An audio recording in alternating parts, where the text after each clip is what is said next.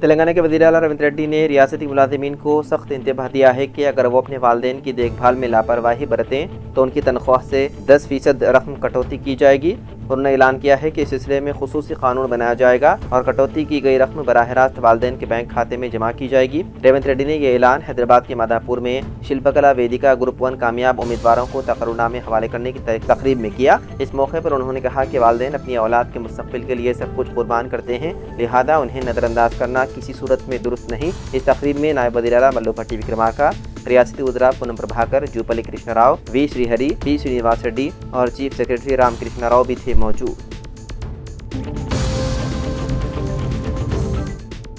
तमिलनाडु के कोरूर में टीवी के पार्टी के बानी और अदाकार विजय की क़ियादत में हुई रैली में 39 अफराद हलाक और मुतादिद जख्मी हो गए। हादसे के बाद विजय ने गहरे दुख का इजहार करते हुए मरने वाले अफराद खानदान के लिए फी कस 20 लाख रुपए और जख्मियों के लिए 2 लाख रुपए देने का ऐलान किया। विजय ने कहा कि मद्दाहों को खो देने का दर्द बयान से बाहर है और वो मुतासरा खानदानों के साथ खड़े रहेंगे। उन्होंने जख्मियों की जल्द सेहतियाबी के लिए दुआ भी की और कहा कि माली इमदाद दुख कम नहीं कर सकती, मगर कम अज कम एक दोस्त की हैसियत से साथ खड़ा होना उनका फर्ज है।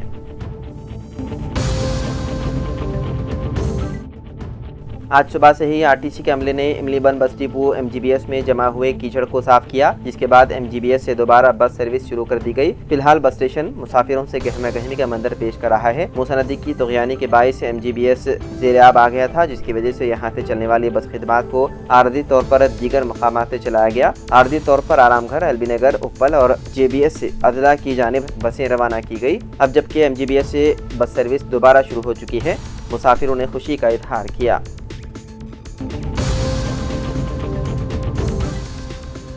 हैदराबाद के शमशाबाद एयरपोर्ट पर कस्टम अहदेदारों ने एक मुसाफिर के सामान से गैर कानूनी गैर मुल्की जंगली जानवर बरामद कर लिए। इतलात के मुताबिक हफ्ते की शाम इंडिगो की फ्लाइट से बैंकॉक से शमशाबाद पहुंचने वाले लोकेश जयाचंद्रन के रवैये पर शक हुआ, जिस पर उसका लगेज चेक किया गया। तलाशी के दौरान उसके सामान में 8 लेड छिपकलियां, एक गड़ल छिपकली और 2 सरों वाला एक कछुआ बरामद हुआ। अहदेदारों ने उन जानवरों को जब्त करके मुलजिम के खिलाफ वाइल्ड लाइफ प्रोटेक्शन एक्ट के तहत मुकदमा दर्ज कर लिया। बाददा जंगली जानवरों को दोबारा एक और परवाज के जरिए बैंकॉक भेज दिया गया।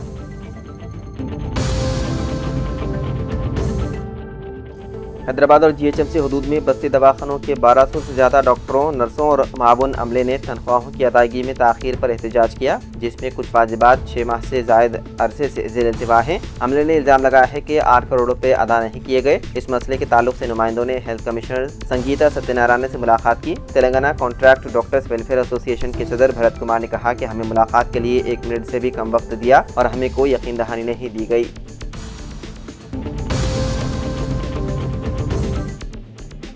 राजेंद्रनगर असेंबली हल्के में बीआरएस कायदीन जो कांग्रेस में शामिल हो गए थे, अब्दुल मुकीद चंदा की क़ियादत में घर वापसी करते हुए केटीआर से मुलाकात करते हुए बीआरएस पार्टी में दोबारा शमूलियत इख्तियार की। केटीआर ने कायदीन को पार्टी खंडवा पहनाकर पार्टी में उनका इस्तकबाल किया। कांग्रेस से बीआरएस में शामिल होने वालों में केसरी लता, साबिक कॉर्पोरेटर राजेंद्रनगर के महात्मा, एम.ए. नईम, नदीम मोहिउद्दीन, शाहरुख, ख्वाजा मोहिउद्दीन, सैयद असद, अकील, अब्दुल आमिर, जुबैर खान, गौस याहिया, राजकुमार, मोहम्मद सलीम, अबरार अहमद के अलावा तकरीबन 200 से ज्यादा कांग्रेस कारकुन बीआरएस में शमूलियत इख्तियार की। केटीआर ने अपने खिताब में कहा कि कांग्रेस हुकूमत अपने वादों को मुकम्मल करने में पूरी तरह नाकाम हो चुकी है। Abdul Muqeed Chanda BRS minority cell general secretary ने कहा कि कांग्रेस के 22 माह के इख्तिदार में खुद कांग्रेस कायदीन बेदार हो चुके हैं। अवाम जो तवक्कुआत की थी, इसमें हुकूमत नाकाम हो चुकी है। मुकीद चंदा ने कहा कि कोडंगल में 3 कब्रिस्तानों, आशुर खाने और छिल्ला को शहीद करने के बाद वक्फ बोर्ड की खामोशी के बाद इरशाद अली खान ने हाई कोर्ट से रुजू हुए और मुसलमानों के हक में ऑर्डर हासिल करने में कामयाब हुए। इस मौके पर आबिद रसूल खान, कार्तिक रेड्डी व दीगर पार्टी कायदीन मौजूद थे।